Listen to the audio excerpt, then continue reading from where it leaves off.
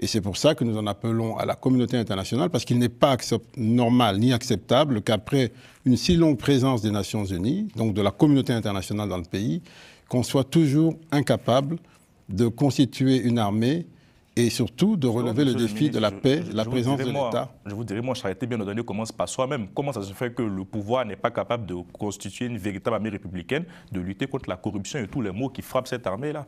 Écoutez, l'une des décisions qui avait été prise au sein de la communauté internationale et basée sur l'expérience, c'était justement de ne plus autoriser que le processus de brassage des forces, parce qu'on a compris que c'était un des problèmes.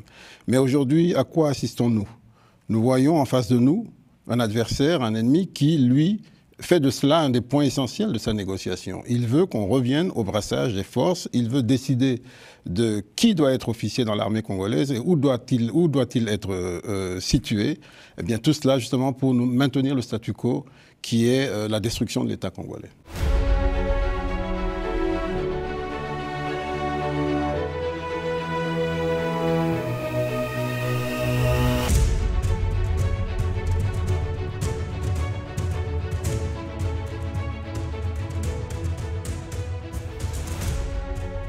Bonsoir à tous. Nous recevons ce soir Nicolas Kazadi, ancien ministre des Finances et député Miabi dans la province du Kasaï oriental. Bonsoir, monsieur le ministre. Bonsoir, monsieur. Merci d'avoir accepté notre invitation. La ville de Bukavu est tombée dans l'escarcelle du M23 sans résistance. Monsieur le ministre, où est passé l'État congolais? Comment expliquer une telle impuissance? Concrètement, y a-t-il encore un pouvoir à Kinshasa? Eh bien, incontestablement, il y a bien un pouvoir à Kinshasa, mais ce que nous sommes en train d'observer, de constater, c'est que ce qui a été notre malheur depuis 30 ans continue de faire ses effets. C'est-à-dire, nous avons, suite au premier conflit de 94, 96, 97, nous avons eu le malheur d'être infiltrés dans nos institutions, de la base au sommet, y compris dans l'armée. Et c'est cet effort de sortir de cette situation pour une situation normale, d'un état normal, qui est notre principal défi aujourd'hui. L'armée est bien là, mais elle est infiltrée. Et c'est ces infiltrations qui conduisent à des trahisons, qui donnent l'impression qu'il n'y a pas d'armée. Nous avons de vaillants soldats congolais, de vaillants officiers congolais, mais malheureusement infiltrés. Et ces guerres successives ont pour objectif de nous empêcher de reconstruire notre armée, pour relever les autres défis qui sont les défis du développement. Monsieur le ministre, pour vous, il n'y a pas d'impuissance de l'armée, c'est plutôt de l'infiltration qui est la principale cause de toutes ces pertes de ces grandes villes quand même. Absolument, absolument. Absolument.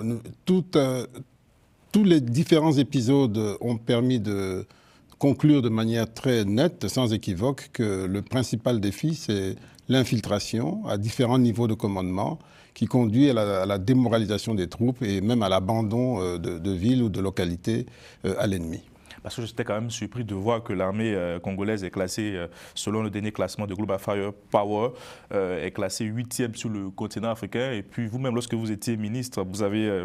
le budget est passé de 459 millions à 700 millions en 2022. Donc l'État congolais investit massivement dans son armée, mais c'est quand même assez surprenant de voir une telle impuissance à ce niveau. Oui, justement, nous avons fait un effort considérable pour réarmer nos forces en équipement, en formation, en recrutement. Et comme je le disais tout à l'heure, le problème n'était pas, ou n'est toujours pas un problème de moyens, c'est un problème de loyauté vis-à-vis de la nation.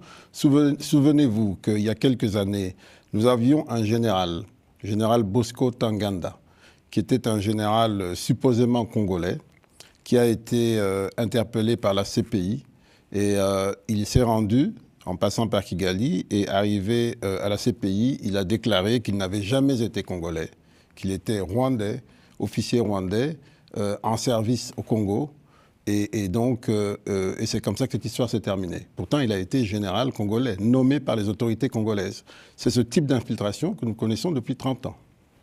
Il y a aussi l'infiltration, ça c'est un point que vous évoquez, mais pourquoi vous ne parlez pas aussi de la corruption qui gagne l'armée congolaise? Absolument, cette infiltration est facilitée par la corruption. Ça fait partie de nos défis. C'est une gangrène, la corruption, on l'a dit, mais nous ne sommes pas le seul pays qui fait face à la corruption. Pourtant, d'autres pays qui ont des problèmes similaires ont bien des armées efficaces. Donc chez nous, en plus de cette corruption, il y a une volonté délibérée d'empêcher au pays de se construire, d'empêcher à l'État d'exercer ses responsabilités.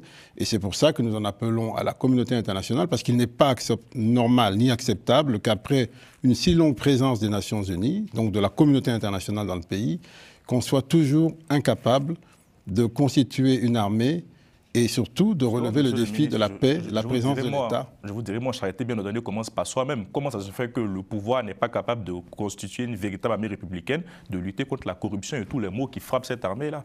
Écoutez, l'une des décisions qui avait été prise au sein de la communauté internationale et basée sur l'expérience, c'était justement de ne plus autoriser que le processus de brassage des forces, parce qu'on a compris que c'était un des problèmes. Mais aujourd'hui, à quoi assistons-nous?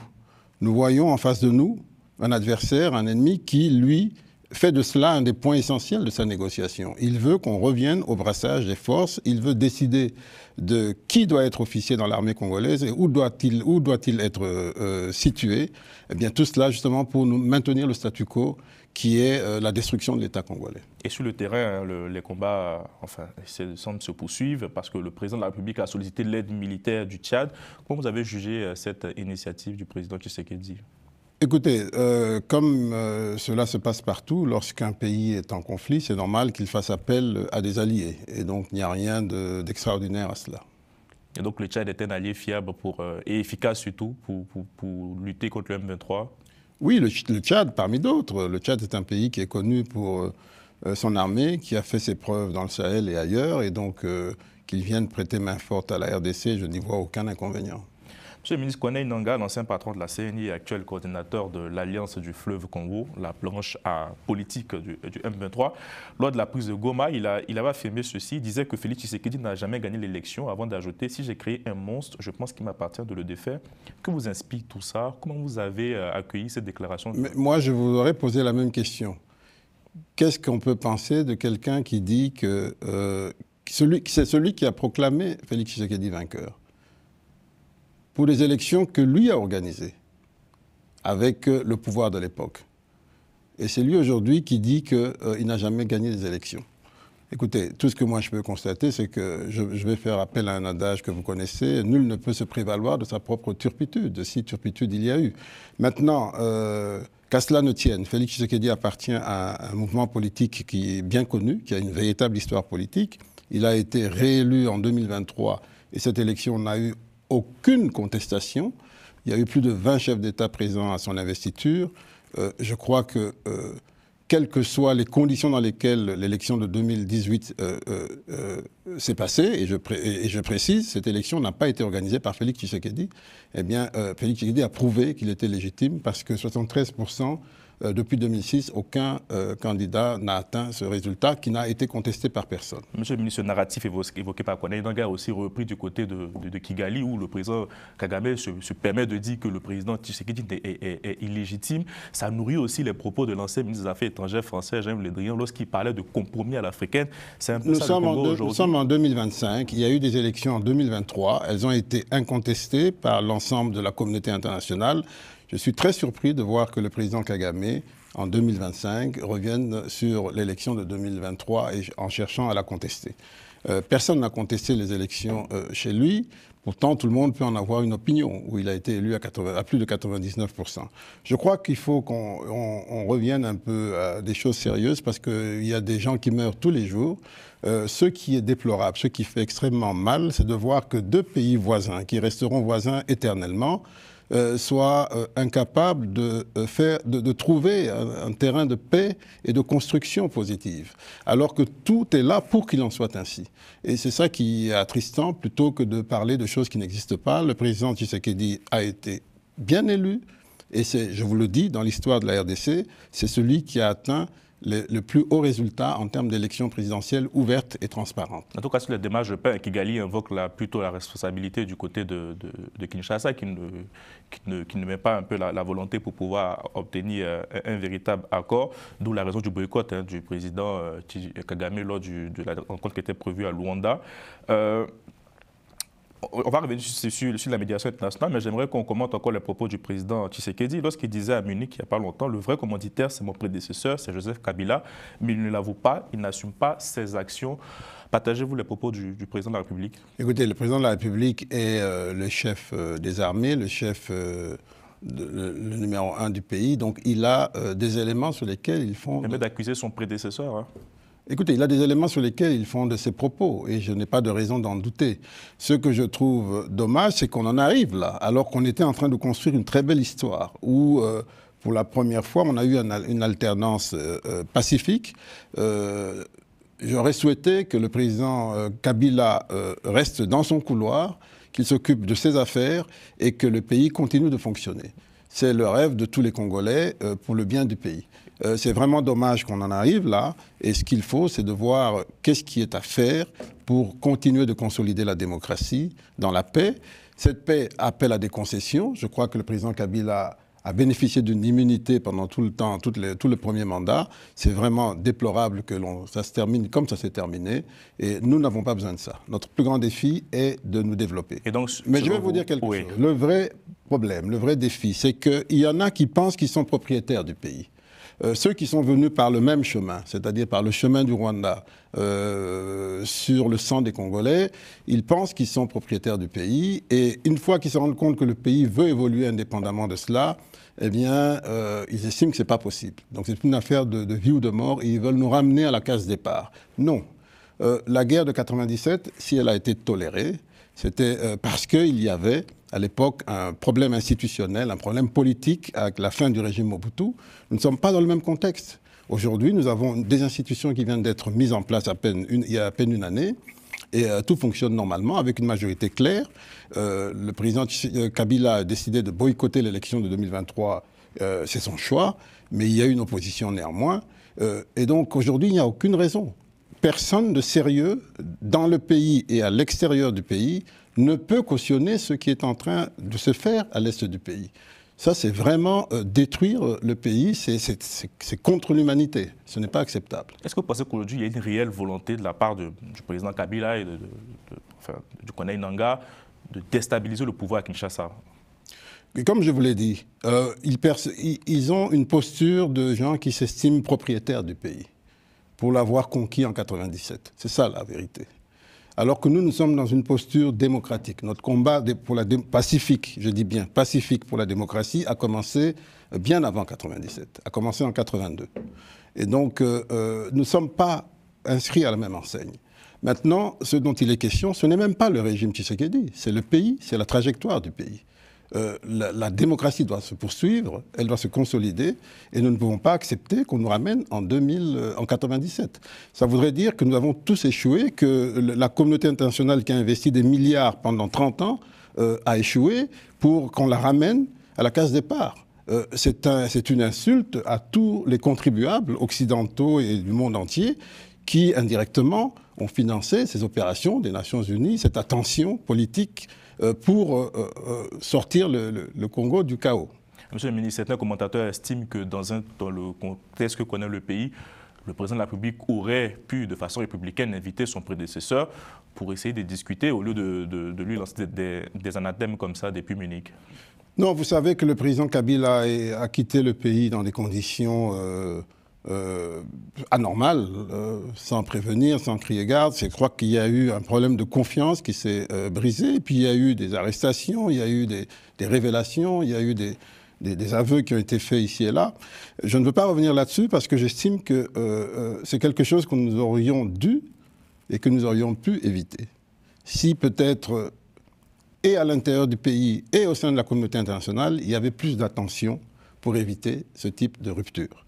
Mais il est clair que les conditions du départ du président Kabila ne sont pas étrangères au soutien qui est donné à ces deux mouvements AFC M23, au soutien qui est donné par Kigali, parce que tous représentent ceux qui estiment avoir conquis le Congo par la force et qui sont donc les propriétaires de ce Congo, ce qui n'est pas acceptable. Monseigneur Donatien Nchole, secrétaire général et porte-parole de la Conférence épiscopale nationale du Congo, la CENCO, a déclaré hier chez nos confrères de France 24 qu'on ne saura pas avoir la paix sans le M23.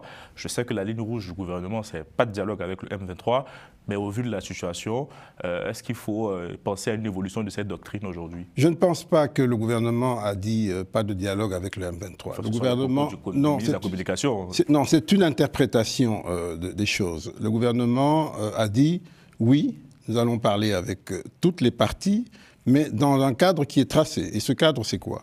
C'est le processus de Luanda qui met en face le gouvernement congolais et le Rwanda, qui est le véritable commanditaire, si on peut dire. Et donc refus de dialoguer avec le M23. Et puis, je termine, et puis le processus de Nairobi, qui met en face tous les mouvements militaires, rebelles, ou comment appelez-les comme vous voulez, y compris le M23, mais il n'y a pas que le M23. Il y a d'autres petits groupes également. Il faut régler tous les problèmes en une fois, parce que tous ces groupes sont des instruments du Rwanda ou d'autres forces. Et donc, c'est très clair. Mais ce qu'il faut éviter, c'est de donner l'impression, comme ça a été fait en 1997 avec Laurent Désiré Kabila, que c'est... on a en face de nous un véritable chef d'une rébellion, ce qui n'est pas le cas. D'ailleurs, la preuve, c'est, vous voyez, le sort qui a été réservé à Laurent Désiré Kabila. Donc l'initiative de l'Église aujourd'hui, c'est comme un coup d'épée dans l'eau, selon vous?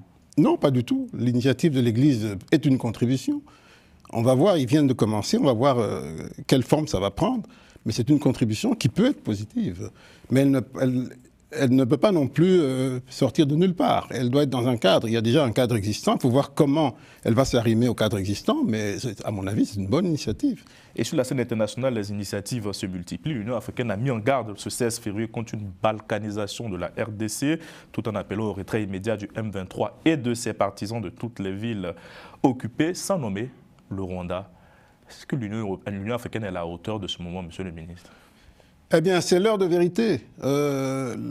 L'africanisme, tout le monde en a rêvé et tout cela. Aujourd'hui, on voit que, très curieusement, ceux qu'on a toujours rendus responsables de tous les maux de l'Afrique sont beaucoup plus fermes sur les principes. Je parle des pays non africains. C'est assez déplorable de voir que c'est du côté de certains pays, pas tous heureusement, de certains pays africains, qu'on voit une certaine faiblesse à appeler un chat un chat. Peut-être que c'est leur perception du sacrifice à faire pour préserver la paix, mais il n'empêche qu'il y a un proverbe chez nous qui dit que dire la vérité ne doit pas détruire la relation, et donc on doit pouvoir dire aux frères rwandais, attention, là vous êtes en train d'écraser des principes qui font l'Afrique et la paix en Afrique. Et justement, en plein sommet de l'Union africaine, est-ce que la place du président de la République doit être à Munich ou à Addis Abeba? Est-ce que le président a bien fait de ne pas se rendre au sommet de l'Union africaine? Alors là, vous me ramenez dans des réactions émotives des réseaux sociaux. Non, monsieur le ministre, la politique, c'est une question de symbole aussi. Je veux bien, mais écoutez, le président Tshisekedi avait de bonnes raisons d'être à Munich. Justement, pour la question de la sécurité. Au-delà même de la rencontre de la sécurité, il avait des rencontres où se discutaient des éléments importants par rapport au sort de notre pays, et il devait y être. Ça, c'est clair. Maintenant, qu'il n'ait pas été à Addis Abeba, vous avez vu qu'au moment où il devait se rendre à Addis Abeba après Munich, il y a eu des développements entre Goma et Bukavu qui ont fait qu'il a préféré rentrer au pays. Parce qu'il faut tenir de près ce qui se passe, regardez ces fameuses trahisons dont je vous ai parlé, donc il voulait être plus près de ses équipes. Donc il n'y a rien d'anormal là-dessus. Et aussi, il faut dire que du côté d'Addis Abeba, on a vu, comme on vient de l'évoquer, cette facilité avec laquelle les premiers concernés, les Africains, étaient les moins enclins à appeler un chat un chat. Est-ce que vous pensez que l'élection du nouveau président de la Commission, le Djiboutien Mahmoud Ali Youssouf, pourra faire évoluer un peu les choses? En tout cas, nous l'espérons. Je crois que nous avons toute l'expérience aujourd'hui, tout le recul qu'il faut pour changer les choses au Congo durablement. En ce qui concerne le conflit à l'est du pays, aujourd'hui, il est clair que le Rwanda a deux principaux problèmes. Le premier, il est d'ordre sécuritaire. Il a besoin d'un espace de sécurité parce que, étant lui-même venu par les armes et dans le sang, il a toujours le réflexe ou la crainte d'être victime d'une contre-attaque militaire. Elle ne viendra pas des Congolais. Les Congolais ne sont pas belliqueux. Elle peut venir de Rwandais entre eux, et ils soupçonnent constamment des Rwandais qui seraient sur le territoire congolais. C'est le narratif pour mais il a été prouvé que même s'il y en avait, ils sont tellement dérisoires qu'ils ne sont pas une menace pour la sécurité du Rwanda. Mais acceptons acceptons, leurs revendications sécuritaires, pour ce qui est de la stabilité du Rwanda, sont légitimes. Mais elles ne donnent pas le droit de venir faire ce qu'ils font au Congo, qui relève du crime contre l'humanité. Alors, pour leurs revendications sécuritaires, je crois que les mêmes revendications peuvent être résolues dans la paix, dans la coopération. Nous avons avec l'Ouganda un accord de coopération avec des patrouilles conjointes. Qu'est-ce qui empêchait d'envisager la même chose avec le Rwanda de manière totalement transparente, avec l'appui de la MONUSCO et des autres? Ça, c'est le volet sécuritaire. Sur le volet économique, qui est la véritable motivation aujourd'hui, eh bien, il n'est pas acceptable que toutes nos mines de ce coin soient aujourd'hui le principal instrument par lequel ils arrivent à financer les guerres et les morts des Congolais. Donc on tue les Congolais avec l'argent des mines congolaises pour acheter des armes qui se retournent contre les Congolais. C'est inacceptable. Et sur ce point-là, nous disons, en juin 2021, nous avons signé avec le Rwanda des JV, justement pour exploiter conjointement certains actifs, notamment le coltan, etc. Ça n'a pas marché parce que le Rwanda a probablement estimé que c'était beaucoup plus facile, c'était beaucoup plus rentable de le faire dans le noir ou bien dans le sang. Nous trouvons ça dommage. Ce n'est pas du XXIe siècle. Eh bien, je pense que ce n'est pas impossible de construire, comme l'Allemagne et la France l'ont fait à l'époque, de construire quelque chose d'économique. Et vous y croyez? C'est possible qu'on puisse avoir Absolument. Ce couple congolo-rwandais Mais pourquoi pas? Dans le Katanga, nous avons des mines avec des intérêts divers et variés. Chinois en majorité, mais pas seulement. Sud-africains de tous les pays. Tout le monde sont là. Qu'est-ce qui empêchait qu'on partage des intérêts économiques? Je ne vois pas. Avec l'Ouganda, nous partageons des projets économiques, notamment une route, etc. Qu'est-ce qui empêchait? Avec le Rwanda à l'époque, à travers la CPGL, nous avions en commun un barrage, nous avions en commun une banque, etc. Donc rien n'empêchait qu'on le fasse et sortir par le haut. Mais il faut beaucoup d'élévation, il faut beaucoup de grandeur. Et c'est ça qui a manqué malheureusement. Dans une tribune que vous avez publiée chez nos confrères de l'opinion, vous tirez la sonnette d'alarme sur l'usage des ressources minières congolaises et la gestion de ces bénéfices en grand. Est-ce que vous pouvez nous résumer un peu votre vision, votre pensée sur ce sujet? Eh bien, mon message est très simple. Il consiste à dire, et il est d'ailleurs lié à tout ce que nous vivons, il consiste à dire que nous pouvons comprendre que la vocation de notre pays depuis 1885, c'est un peu d'être un comptoir où le monde entier vient commercer. Mais cela ne doit plus avoir comme conséquence de nous maintenir dans une situation de crime impuni, de crime contre l'humanité. Vous savez, notre pays a connu à l'époque des mains qu'on coupait pour ceux qui n'avaient pas récolté suffisamment de caoutchouc à l'époque de l'EVA pour faire marcher l'industrie du pneu qui était en plein essor.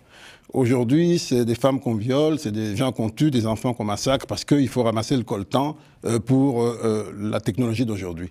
Nous ne pouvons pas continuer comme ça. Ce n'est pas possible. Donc il faut changer de paradigme, mais nous l'avons bien compris et nous voulons que ça se fasse bien, que ça se fasse de manière constructive. C'est ça le grand message. Et pour ça, nous sommes ouverts au monde entier. Nous voulons le faire différemment et nous avons besoin de la même attention. Il ne faudrait pas que, parce que le pays a ses défis de gouvernance interne, qu'on trouve chaque fois des prétextes pour dire oui, mais avec eux, on ne sait rien faire, ben, laissons faire la guerre, ben, nous, ce qu'on veut, c'est d'avoir les minerais. Non, ce n'est pas possible. Nous devons ensemble construire positivement. Nous avons déjà commencé à le faire. Au Katanga, on a mis beaucoup d'ordre, pas seulement au Katanga, mais ailleurs. Il y a encore des défis à relever. Relevons-les ensemble. Voilà le grand message. Monsieur le ministre, le mandat de Louise Mushikuyabo prendra fin bientôt à la tête de l'Organisation internationale de la francophonie. Louise Mushikuyabo, qui est l'ancien ministre des Affaires étrangères du Rwanda. Ce serait bien d'avoir un Congolais à la tête de cette institution à la suite de son mandat? Absolument, ce serait bien. Comme j'ai toujours dit, si la francophonie, c'est d'abord le partage du français, de la langue française, nous sommes le premier pays francophone. Justement, Kinshasa, capitale de la francophonie. Et dans l'avenir, encore plus. Si la francophonie, c'est le partage de valeurs, eh bien, malheureusement, aujourd'hui, nous n'avons pas senti de la part de nos pays membres de la francophonie la solidarité qu'il fallait par rapport à tous les drames que nous vivons. Et maintenant, je pense que l'occasion est peut-être donnée de faire différemment, la tête, oui, mais ce n'est pas seulement la question d'avoir un Congolais à la tête de l'institution. C'est beaucoup plus que ça. C'est le symbole aussi. Oui, mais ce symbole doit s'appuyer sur des principes.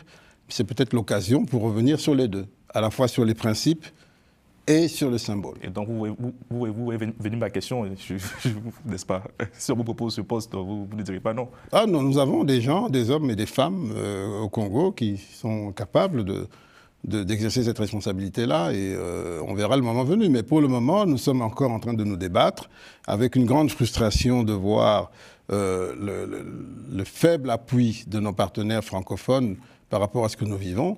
Réglons d'abord ces problèmes. Merci beaucoup, Monsieur le Ministre. Merci à Romain Clicquot de Menc à la réalisation. Portez-vous bien et à demain. Merci.